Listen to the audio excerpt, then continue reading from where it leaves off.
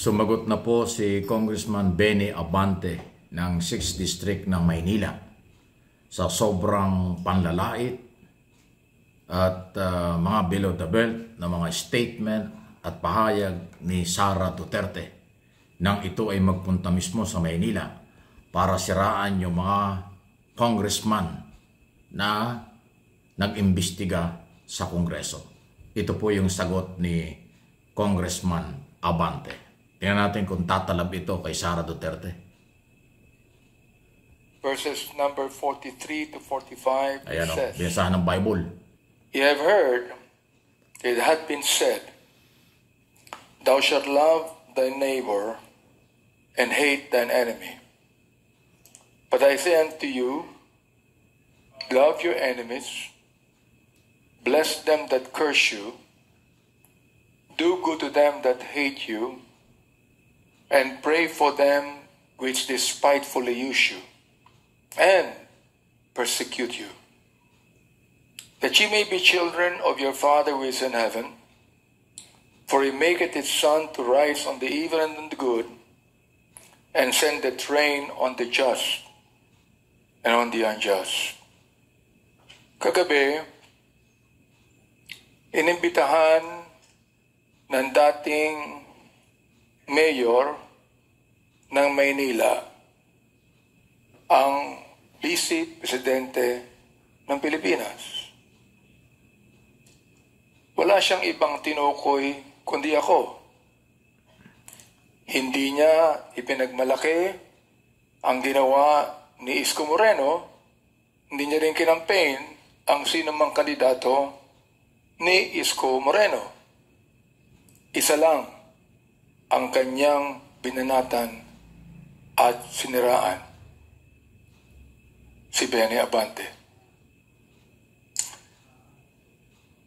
Kaya ngayon ako nagsasalita sa inyo to give this message, at ang title po ng aking mensahe ay My Answer to the Vice President. My answer to the Vice President. Last night, meron siyang ipinakitang larawan ko na tinawag niyang props. Alright? Gusto kong ipakita dito ang larawan na kanyang ipinakita sa harap ng maraming tao sa punta sa barangay 905. Will you please get the picture out? And I want our people to see that. Wow, nakita pa yung picture ha. Ayan. Ito yun. Yan o. Totoo yan. Hindi AI yan. Totoo na pinicturean ko ang sarili ko at nilagay ko sa aking Facebook account sapagkat naniniwala naman ako na mga kaibigan ko ang nasa Facebook at kanilang maiintindihan ito. Now, there are two reasons why we Filipinos stick our tongues out. Diba? Number one, jokingly. Sanay tayo doon. We stick our tongue out jokingly. Pangalawa na reason, kapag you stick your tongue out, gusto mong sabihin doon sa tao that you stuck your tongue out, buti nga sa'yo. Tama, mali? Buti nga sa'yo.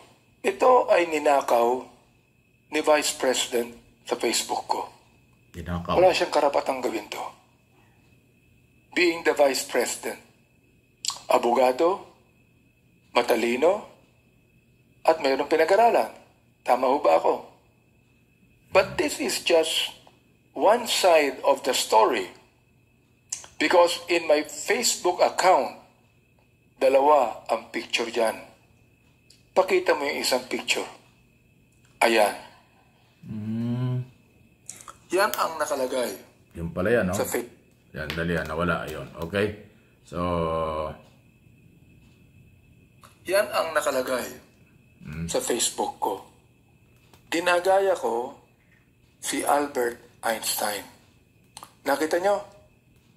Now, I don't think that Albert Einstein stuck his tongue out for disrespect. Hindi ko alam kung sino niya nairespeto. Am I right? I do not know where the Vice President got the idea that when you stick your tongue out, it means disrespect. Ang nakalagay sa Facebook ko. Bakit ginaya ko si Albert Einstein? Sapagkat gusto kong maging katulad niya. Yan ang talagang nasa Facebook ko. O yan. Nilagay ko pa. Yung pala yun. 11 November 2023. Anong sabi ko? Hello again to make more emphatic the Asian and the European genius. He he he. What do you say? So, it's actually a joke, isn't it? Actually a joke. But the Vice President used it to attack me before my people in the 6th District of Manila.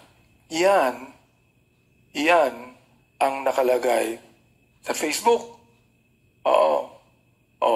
Inimbita ko ang mga staff ko dito para makita nyo na hindi lamang ito isang picture, kundi dalawang picture ito. Mas matangos ka lang ilong ni Albert Einstein.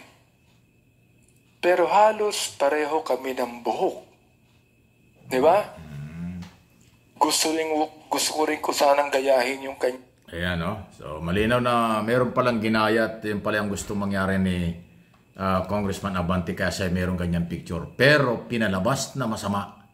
Pinalabas na hindi ka-respeto. Yun nga yung mabigat. At yung lingwaheng ginanggit ni Congressman Abante, ninakaw daw ni Sara Duterte yung kanyang picture at pinalabas na masama siya.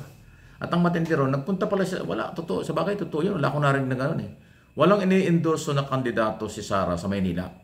Talagang nagpunta lang sa Maynila siya para siraan ang mga congressman na naging active sa mga public hearing ng Committee on Appropriation, Quadcom, at saka yung Blue Ribbon Committee na expose doon ang mga anomalya ng Office of the Vice President at Department of Education.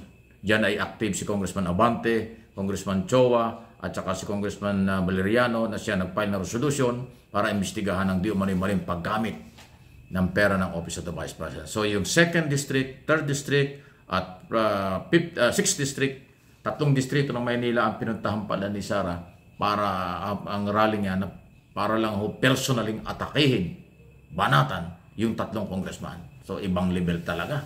Ayan, binasahan ng Bible, binasahan ng lahat-lahat. Yan ang sagot ni Congressman Abante sa matinding batiko sa kanya ng personal ng pangalawang Pangulo ng Bansa. Saan kayo maniniwala? Sinong kapanipaniwala? Sino ang maginoo? Sino ang bahala na kayo? Okay? Please like and share. Subscribe kung hindi pa dito sa aking mga channel. Mike Abby Opinions, yung kabila, at ito, MA Pinoy TV.